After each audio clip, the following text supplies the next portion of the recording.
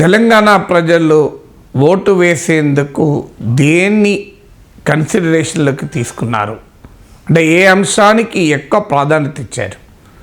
ఎన్నికల్లో పార్టీలు అనేక అంశాలు ప్రజల ముందు పెడుతుంటాయి.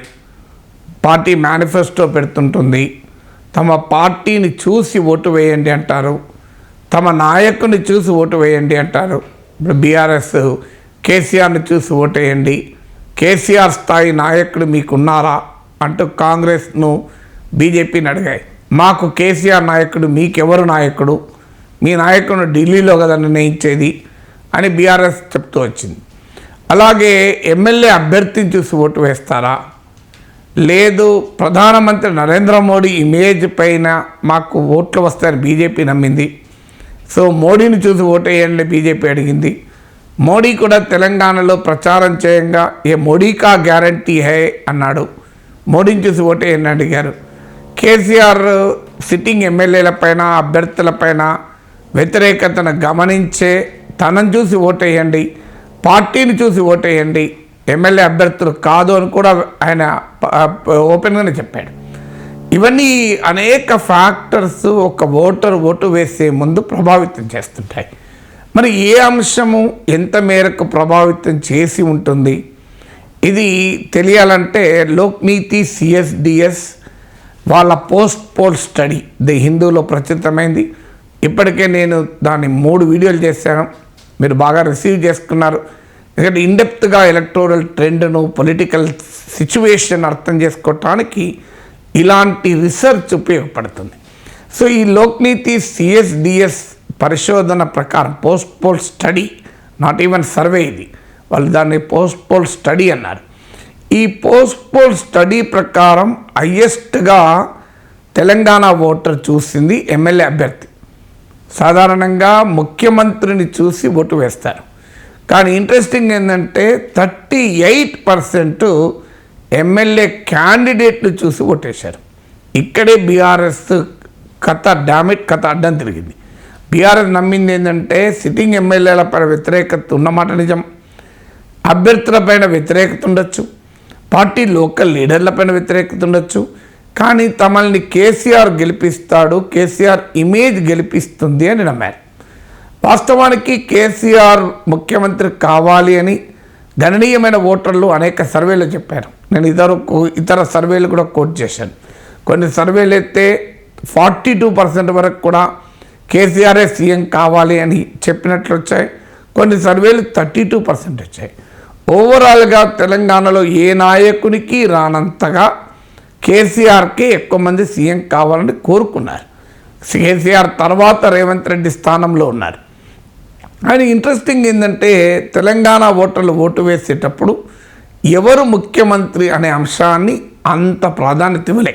మీరు ఇప్పుడు స్క్రీన్ పైన చూస్తున్న టేబుల్లో చూడండి, 38% ఎమ్మెల్యే అభ్యర్థిని చూసి ఓటు వేశారు, 32% పార్టీని చూసి ఓటేశారు, పార్టీ మేనిఫెస్టోని చూసి 10% ఓటేశారు. అంటే ఆ పార్టీ ఇచ్చిన హామీలు ఇది అంటే ఈ రెండు కలుపుకున్నా కూడా పార్టీని చూసి 42% ఓటేశారు.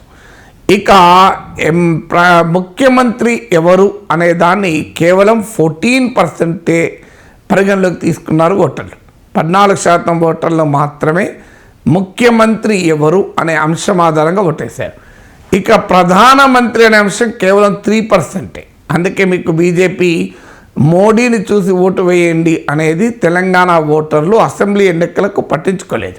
లోక్సభ ఎన్నికల వరకు వచ్చే వరకు మోడీని చూసి ఓటు వేయండి అనేది పనిచేస్తుందేమో, కానీ అసెంబ్లీ ఎన్నికలకు అది పనిచేయలేదు. మీరు ఈ టేబుల్లో మీరు స్క్రీన్పై చూస్తున్న ఈ డేటా మనకు ఒక ఆసక్తికరమైన అంశాన్ని చెప్తోంది. పార్టీని చూసి ఎమ్మెల్యేని చూసే 80% ప్రజలు ఓట్లేశారు. అంటే 32% పార్టీని చూసి, 10% ఆ పార్టీ ఇచ్చిన హామీలను మేనిఫెస్టోని చూసి, 38% ఎమ్మెల్యేని చూసి. అంటే పార్టీ ప్లస్ క్యాండిడేట్ చూస్తే మనకు 80%. సీఎం అనే ఎవరు అనేది కేవలం 14% మాత్రమే. అక్కడే కాంగ్రెస్కి అడ్వాంటేజ్ అయింది. వాస్తవంగా బీఆర్ఎస్ కేసీఆర్ పదే ఎన్నికల సమయంలో చెప్పింది ఏంటి? కాంగ్రెస్లో 12 మంది ముఖ్యమంత్రులు అవుతారు, సీల్డ్ కవర్ సీఎం అవుతారు, ఢిల్లీ వాళ్ళు నిర్ణయిస్తారు ఇక్కడ మనకేం ఉండదు, మీకు నల్గొండ జిల్లాలోనే 4 సీఎం అభ్యర్థులు ఉన్నారు. ఈ సీఎంల గోల అనే అంశం ఆధారంగా కాంగ్రెస్ను బీఆర్ఎస్ అటాక్ చేసింది.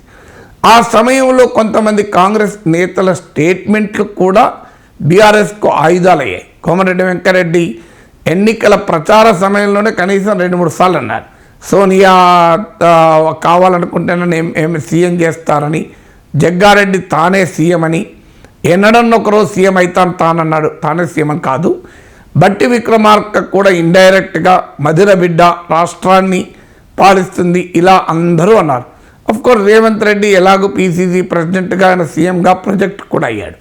సో కాంగ్రెస్లో సీఎంల కోసం పోటీ స్పష్టంగా కనబడింది. బీఆర్ఎస్ దాన్ని ఆయుధము చేసుకుంది, మీలో ఎవరు సీఎం అని. బీజేపీ కూడా బీసీ సీఎం అస్త్రాన్ని ప్రయోగించింది. బండి సంజయ్ని, ఈటల రాజేందర్ను ప్రొజెక్ట్ చేసింది. కానీ తెలంగాణ ఓటర్లు సీఎం అనే అంశాన్ని పట్టించుకోలేదు. అక్కడే బీఆర్ఎస్ దెబ్బతినడానికి కారణం 2014లో 2018లో కలిసి వచ్చిన అంశం ముఖ్యమంత్రి ఎవరు అనేది 2023లో కలిసి రాలే.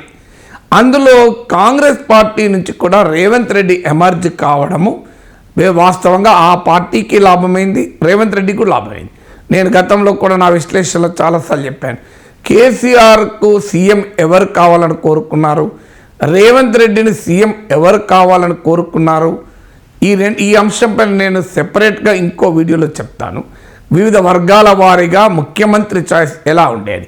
కానీ క్లియర్గా యువ ఓటర్లు పెద్ద ఎత్తున రేవంత్ రెడ్డి వైపు తిరిగి టర్న్ అయ్యారు. సో ఓవరాల్గా కూడా కేసీఆర్కు పోటీగా రేవంత్ ఎమర్జ్ అయ్యాడు.